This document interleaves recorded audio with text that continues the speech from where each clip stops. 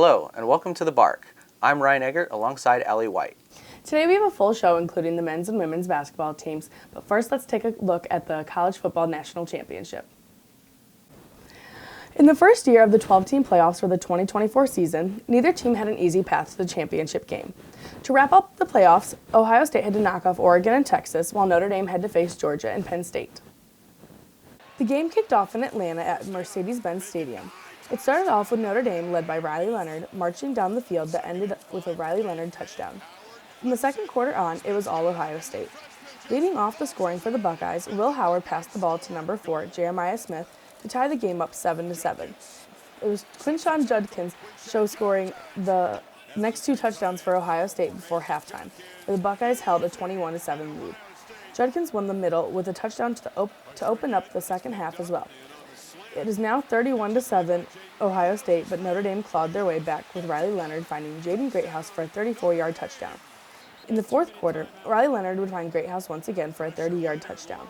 The Fighting Irish would go for a 2-point conversion, but would ultimately come up short, with Ohio State making a 33-yard field goal by Jaden Fielding. Here's Ohio State head coach Ryan Day and what his thoughts were after the team's win. Man, isn't that what life's all about? And these guys, learned a bunch of life lessons, but they're going to go down in Ohio State history as some of, one of the greatest teams to ever play at Ohio State. After all the things that have been said throughout the year, these guys are going to be cemented as one of the best stories in Ohio State history and one of the best football teams ever. That's some high praise from Coach Day on this 2025 Buckeyes team. Let's take a look and see how the season unfolded for them. The Buckeyes started the season off 5-0 by blowing through their first 5 opponents. Their first loss came against number 3 and new Big Ten member Oregon. After a time management mistake by Will Howard, Ohio State lost at the final seconds 32-31. With a taste of defeat in their mouths, Ohio State went on to blow through the rest of the Big Ten, beating number 3 Penn State and number 5 IU. The final game of the regular season was next, and number 2 Ohio State looked unbeatable. But unranked Michigan, the reigning national champions, had other plans, and went into the horseshoe and beat the Buckeyes for a 4th straight time. Every Ohio State fan in the country wanted Ryan Day gone, and while this loss stuck with the Buckeyes, they still had a task ahead: the college football playoffs. The Buckeyes went into the playoffs ranked number 8 and faced off against number 9 Tennessee and blew them out of the water 42-17. With momentum at their feet, this Ohio State team was looking like a whole new team. From there, they had a rematch with the first loss of the season, number 1 Oregon, and showed the country that lightning doesn't strike twice, beating the Ducks 41-21. The Buckeyes then faced number 5 Texas against former Ohio State quarterback Quinn Ewers. Just one more win and you're in the national championship. It was a slow start for both teams, but Ohio State sealed the victory in the fourth quarter after senior linebacker Jack Sawyer forced his former roommate Quinn Ewers to fumble and took it back for 6, beating the Longhorns in the Cotton Bowl 28-14. The national championship was finally set, with the Buckeyes facing off against the Irish. While it was a battle, Ohio State's magical playoff run ended in confetti as Notre Dame lost 34-23.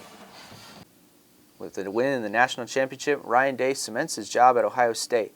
And with a new quarterback coming in next year, along with Jeremiah Smith returning, Ohio State is looking to go back-to-back.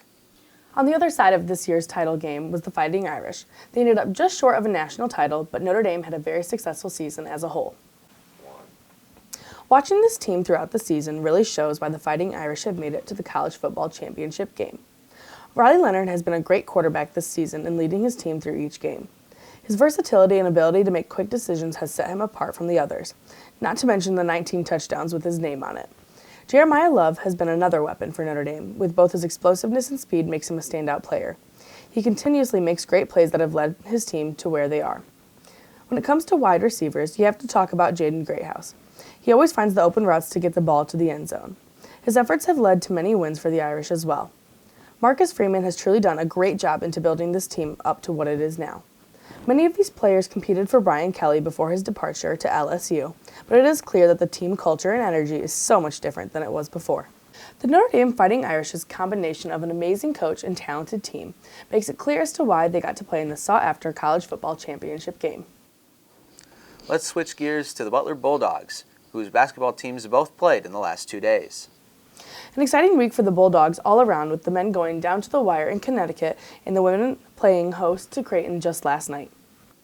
The Bulldogs headed up to Hartford to take on 19th-ranked UConn, falling 80-78 in overtime.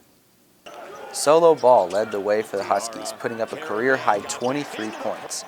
Coming off an ankle injury, Alex Caravan added 19 points of his own, as well as 7 rebounds, 6 assists, and 3 blocks. UConn led 39-31 at the break after establishing a dominant 15-point lead midway through the first half. Butler rallied late in the game and erased a 9-point deficit behind 25 points from senior forward Jamil Telfer, followed by Finley Bizjack with 17. While both teams went back and forth in overtime, crucial plays by Terrace Reed Jr. and Alex Caravan in the final seconds secured UConn the win. With the result, Butler falls to 8-11, while UConn improves to 14-5. The Bulldogs will look to improve Saturday when they take on DePaul. A big factor for the Bulldogs if they want to continue their upward trajectory is new starting center Bowden Koepke. We sat down with him to ask him about his new starting role. Recently, you have been moved into the starting lineup and have been playing some of your best basketball. Any thoughts on your situation and on your play? Just always ready for the moment, and I think that just comes preparation. We always say, stay ready, don't get ready. I think that's helped a lot with me taking advantage of these opportunities. Since Augusto Cassia's injury, Koepke has been seeing an increase in playing time and has been making it count here in his sophomore season. He's a big who can stretch the floor and space out the court for his team. Koepke told us about his strengths and weaknesses and how he uses them to rise to the level of his tough competition in the Big East. Since the last start of conference play, you have been shooting the three very efficiently. How do you replicate that going forward? I would just attribute it to putting in work with different coaches, and I'm just going to keep doing that. So consistency, yeah. Is there anything specific you have been focusing on lately to improve on your refine? Just keep doing what we're doing, working on my shot, working on different ways of getting shots, and keep refining that, like we said. There are some very talented bigs in the Big East. What is the mindset when going up against these players? I'm just gotta outwork them. I mean, a lot of these guys are a lot bigger, stronger, but I gotta use my skill set to beat them, whether that be speed or quickness. And going up against Jer every day definitely helps. So yeah. The next matchup is tough. Team against UConn on the road. What are your thoughts on the matchup, and who will be your focus on your defense come Tuesday? I'm excited for the matchup. They're obviously a top team in the country, and we get to play at the arena, which is definitely hard. But this is what you live for. This is why I came to Butler, playing these big games. It's just going to be us in there. It's going to be a fun environment. Since Koepke's increase in playing time, he has been playing very well, putting up a career-high 13 points against one of the premier players in the Big East, Ryan Kalkbrenner, and he looks to continue that success going forward. Moving to the other side of the court, the Butler women's basketball team hit the Hinkle Hardwood yesterday to face conference rival Creighton. The Bulldogs got another big showing from forward Sydney Janes. The Brownstown, Indiana native led the Bulldogs for the fourth time this season with 16 points on 7 of 10 shooting, along with recording 4 rebounds and 2 assists. However, it was no match for the second-placed Creighton Blue Jays. Senior forward Morgan Maley led all scorers with 24 points, the third time in the last 4 games she scored 20 points or more. Teammate Lauren Jensen shot 5 for 9 from three-point range and finished with 22 points, her 16th time in 19 games this season in double figures. The Bulldogs found themselves down 17 points with 6 minutes to go, but were able to mount a 10-0 scoring run to cut the lead to just 7 points with 3 minutes to go. The margin ended up being enough for Creighton, as the Blue Jays claimed the win 63-52, improving to 16-3 on the year. Creighton's win extends its winning streak to 7 games and keeps them perfect in Big East play. It was also their 15th win in the last 16 games, with their most recent loss coming against the top-ranked UCLA Bruins on December 20th. The loss drops Butler to 2-6 in Big East play, keeping them in 8th place in the conference. Despite having a better shooting percentage, the Butler Bulldogs committed 20 turnovers to Creighton's 8. Off these 20 turnovers, Creighton scored 22 points to Butler's 5.